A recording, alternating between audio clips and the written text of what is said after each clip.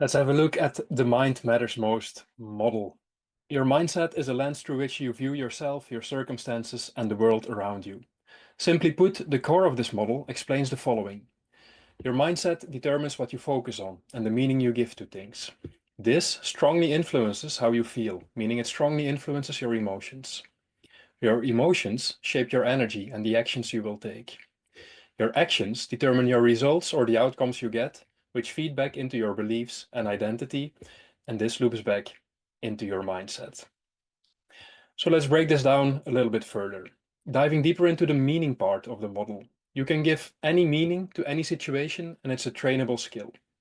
As Viktor Frankl famously said, everything can be taken from a man but one thing, the last of the human freedoms, to choose one's attitude in any given set of circumstances, to choose one's own way. So, everything can be taken from a man but one thing, the last of the human freedoms, to choose one's attitude in any given set of circumstances, to choose one's own way. So, you decide if you give something a positive or a negative meaning. We can look at it as a setback or as a failure, or we can look at it as an opportunity for growth and learning, for example. From that understanding, the meaning you give to something can make it more purposeful and more fulfilling. If, for example, I'm a doctor and by definition I have a purposeful and meaningful job, yet if I don't look at it like that, I won't experience positive meaning nor purpose in doing the job, and it's also very little fulfillment. If, on the other hand, I'm a janitor and I give a positive meaning to my job, seeing my job as an important part for the experience of the people using the building, I can easily create purpose from this job, which will also make it fulfilling. So the meaning we give to something and the purpose we build around something is part of mindset and will strongly influence the fulfillment we experience. And purpose and fulfillment, they strongly contribute to your baseline happiness levels. Linking this back to the masterclass on clarity and purpose, one of the other masterclasses in the program, the more aligned you are with who you really are and with what your mission or purpose is in the world, and when you start living in line with that, the more flow, happiness, and fulfillment you will experience. Right, so this is the mindset, meaning, purpose, fulfillment, and happiness part of the model.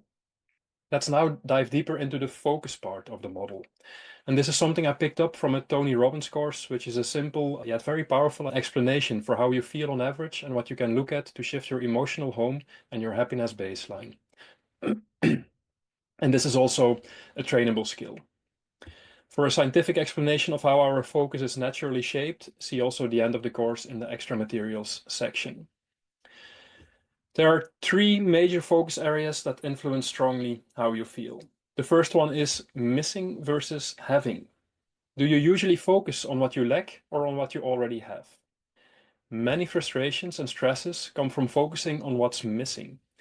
Shifting your focus to what you've already accomplished or the progress you've made and what you already have creates a sense of abundance. It's also where the Buddhist philosophy on misery comes in, based on craving and aversion. When we want something and don't have it now and start craving it, our mind gets out of balance. We experience lack in the present moment. The same way, when we are experiencing something we don't want, create an aversion for it and want to get rid of it, we also put ourselves out of balance and experience lack in the moment. In both scenarios, we are denying the current reality and want to have something we don't have. We're focusing on what's missing. And another cool concept that relates to this is the gap and the gain framework. Let's say you progress towards one of your goals, but your expectation was that in the current moment you wished you would have gotten further ahead already. In that moment, are you usually focusing on the gap between where you are now versus where you wanted to be? Or are you mostly focusing on all the progress you have already made, which means the gains? And for most, I notice, and for myself as well, the focus is on the gap. And I hope with this awareness you create the possibility to choose to focus more on the gain. And as with everything, the more you do this, the higher the chance that it can become a habit. And once a habit, it can completely transform your life. And a tip here, I would say keep a daily gratitude, wins, and contribution list. Write down at least three things you appreciate each day, three successes or wins of the day, and three ways you've contributed to something or someone. And this small habit will rewire your brain for a more positive outlook and overall more happiness and peace of mind. Gratitude, by the way, is the most powerful gateway to a feeling of being deeply satisfied with what you have, shifting your focus away from lack. All right, that was the missing versus having part. The second domain where we might benefit from shifting our focus is related to what we can control. Do you often focus on things beyond your control? So often we get wound up or frustrated by things that are not within our direct control, which gives frustration, a feeling of helplessness, and maybe also stress. If you learn to shift your focus to what you can control, you'll experience more strength, self-confidence, and overall more pleasant emotions. So a tip: to bring more positive emotions into your life, you can try to focus on things that are always within your sphere of control. Your own actions, your own thoughts, and your own behaviors. And then if on top of that, you succeed in seeing that those things, your thoughts, your behaviors, your actions, you start seeing those independently of the outcomes, which we usually cannot fully control, then you create a tremendous sense of empowerment. It is a very powerful way to experience more happiness and more peace of mind. A tip here as well: when faced with a challenge, ask yourself, what is within my control right now? And how can I respond differently to this situation? So this simple shift reduces stress and can increase confidence. Thirdly and lastly, do you focus more on the past and the future or more on the present? Are you often stuck in regrets about the past or anxieties about the future? If that's the case for you, then this is also a domain that could be helpful to start working on. And we can focus on great past memories or happy future prospects, and that is really great. But oftentimes we focus on the things that were not good in our past, or also the potential bad things that might happen in the future. So that means we're constantly pulled between sadness or frustration and stress or anxiety. The sadness and frustration coming from past mistakes or things we think we should have done better or differently.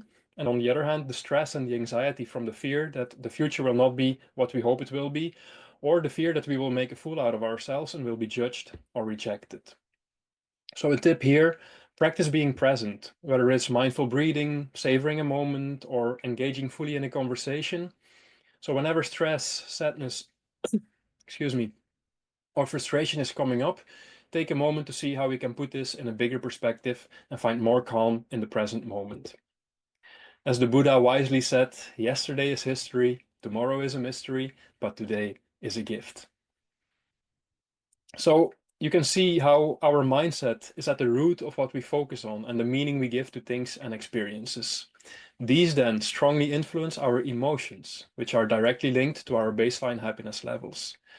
The emotions we experience will then influence the energy we have and the actions we can therefore take. High vibe emotions create lots of energy and strong, courageous actions. Low vibe emotions will sap our energy and limit our action taking. As a consequence, this will strongly influence our results or our outcomes, and also our overall performance. And this then will influence our happiness level and also the beliefs we have, which further shape our identity, and these all loop back into our mindset. I hope this makes sense and gives you an in-depth understanding of the power of your mind. And feel free to let me know how this Mind Matters Most framework could help you. There's a discussion section, so feel free to add it in there. And one final note to close this off: as mentioned before, this model is not about fake or toxic positivity. In line with the Buddhist philosophy and the meditation, mindfulness, and breathwork trainings I followed, it always starts with allowing what is and allowing what is happening in the moment, which means to learn to not fight against the reality of the moment. What is, is. And from this place of acceptance, we can learn to look with more curiosity towards a situation and our thoughts about the situation, and take some mental and emotional distance from it. This then could help to shift how you think about that situation or about yourself in that moment, guiding you hopefully gently to thoughts and feelings that are more supportive for your well-being. And this isn't always easy, especially when we're being hijacked by our emotions, but practice does really work and does really help. So I also recommend body-based practices like breathing exercises and moving. They can be really supportive in these scenarios as well, where we feel hijacked when the head doesn't want to follow what we want. So our thoughts, they are strongly influenced by our state. So it's wise to use techniques that help you shift into another state of mind before you can shift or start shifting your thinking about it. I'll stop sharing the slide here, and I'm happy to see you in the next video.